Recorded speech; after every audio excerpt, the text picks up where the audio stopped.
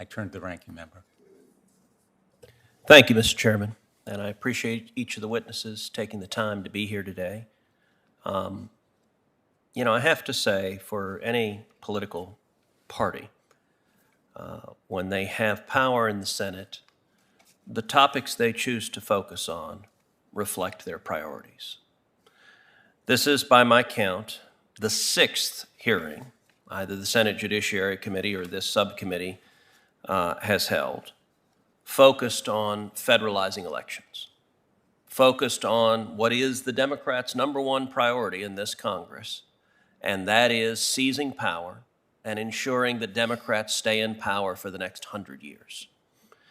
It is striking that the Democrats' proposals are not focused on protecting the right to vote, but rather are focused on striking down provisions that prevent voter fraud, striking down provisions that protect the integrity of elections, and instead, what the Democrats are seeking to do is expand voter fraud and disempower the voters from voting Democrats out of office.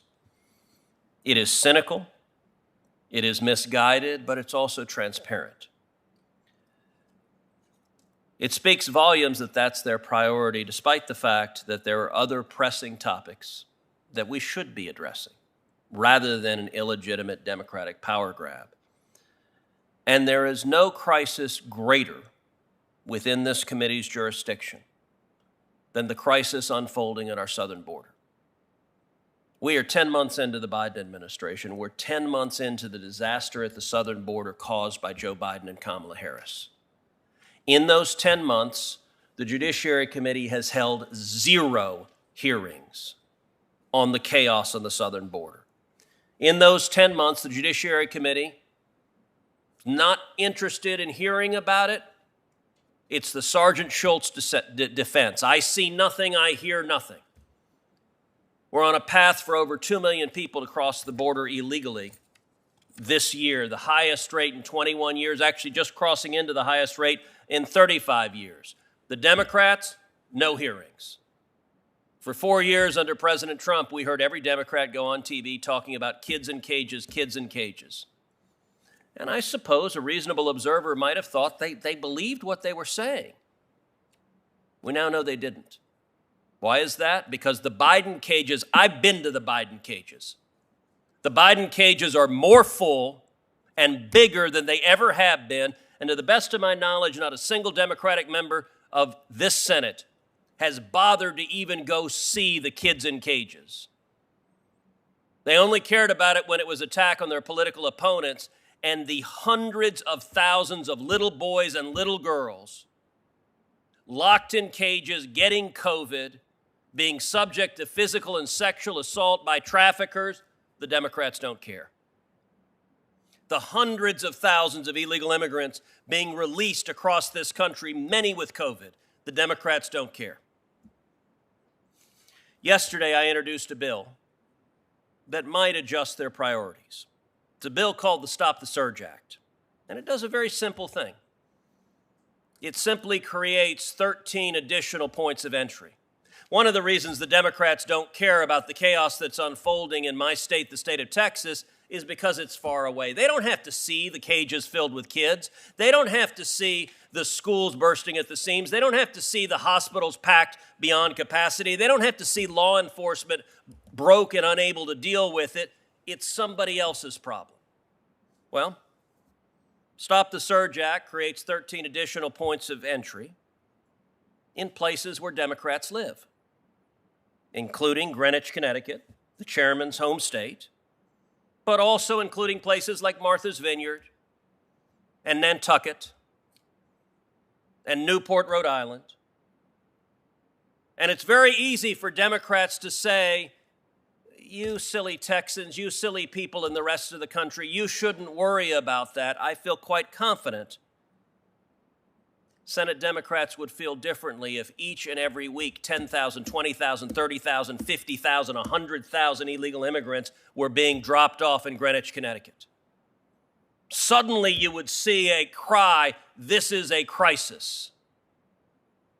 And yet, because it's just Del Rio, Texas, I've been to Del Rio, Texas. To the best of my knowledge, there's not a Democrat in this body that's been to Del Rio, Texas. Del Rio, Texas is a little town, 35,000 people.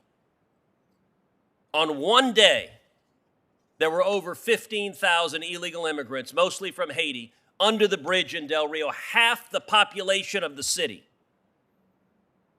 And Democrats don't care. It is scandalous that we have been nearly a year without a single hearing, without a single Democrat going to the Rio Grande Valley. And instead, what is their priority? Their priority is keeping Democrats in power. Now, this hearing, the sixth one on federalizing elections, in this instance, it's focused on the Native American community. Native American community is a wonderful community across the country of various tribes in each state. It's a community that over history has endured brutality. It's endured discrimination. But in the face of it all, these communities have proved resilient at the same time. I see it in Texas, where we have tribes with reservations like the Alabama Coushatta, the Kickapoo, the Isleta del Sur Pueblo. But in Texas and elsewhere across the country, state officials are working with the tribes to meet their voting needs, to ensure that everyone has the opportunity to vote. Wyoming Secretary of State Edward Buchanan is here today. It's good to see you, Mr. Secretary. And I expect that he will tell the committee about this process and how it's already working to ensure that everyone has the opportunity to vote.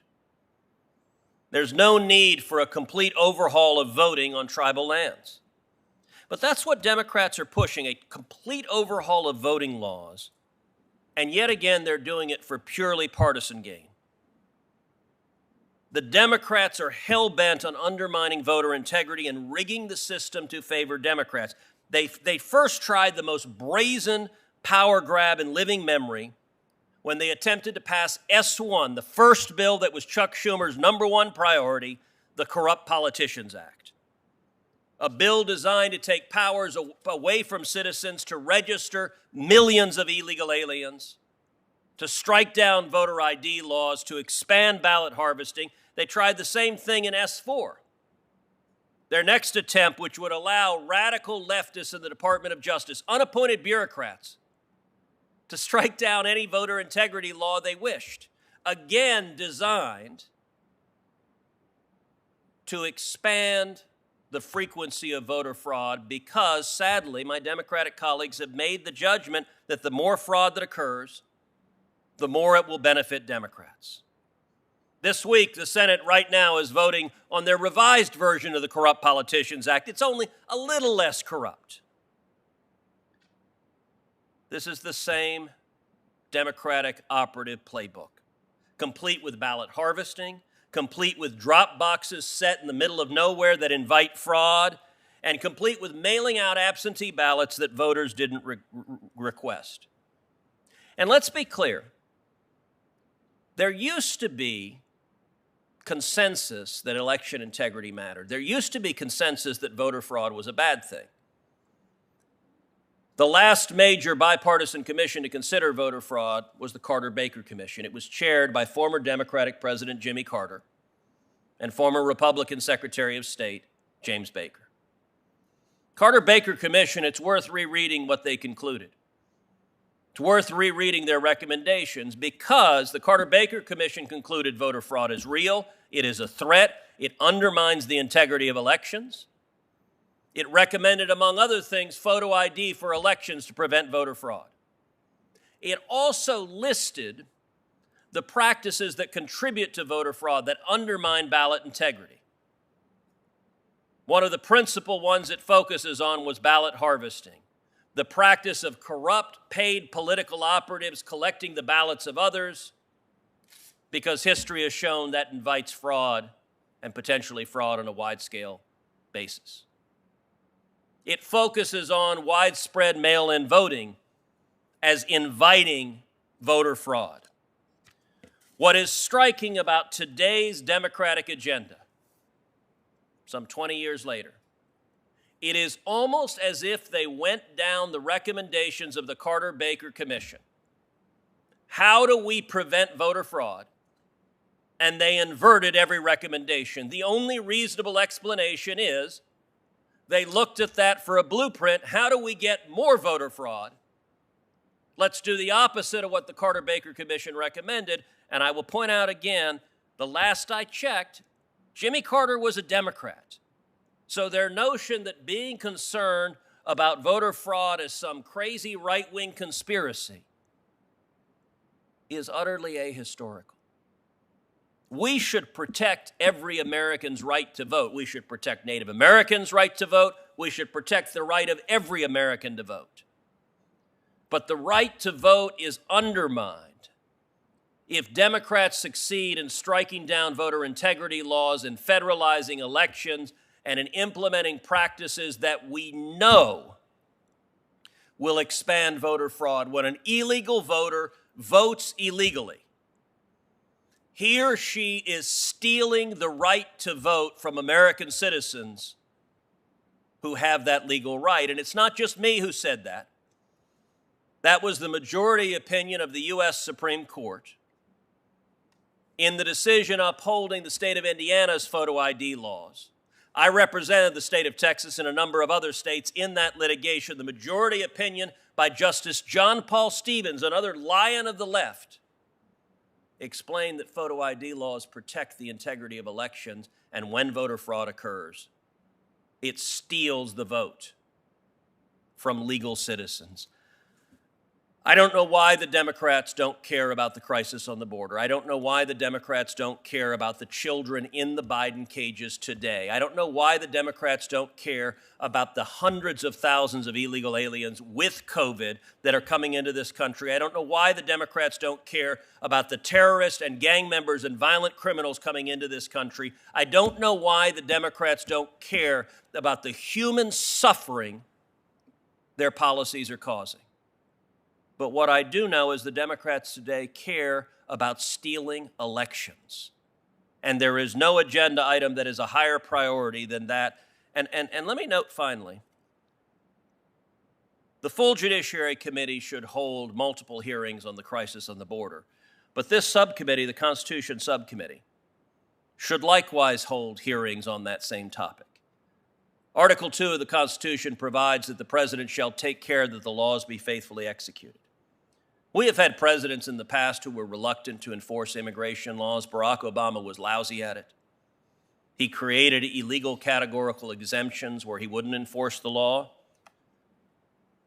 But Obama never attempted what is happening now, what Joe Biden is doing right now, wholly refusing to follow federal immigration law, ordering his political subordinates, do not follow the law, do not enforce the law. It is brazenly illegal. It is brazenly unconstitutional. It is a violation of the Take Care Clause of the Constitution. And it is creating a constitutional crisis in this country because states like my home state of Texas are facing this crisis. And a president is utterly defying federal law. That's what this committee ought to be addressing. Unfortunately, for Senate Democrats, it's just not something they care about.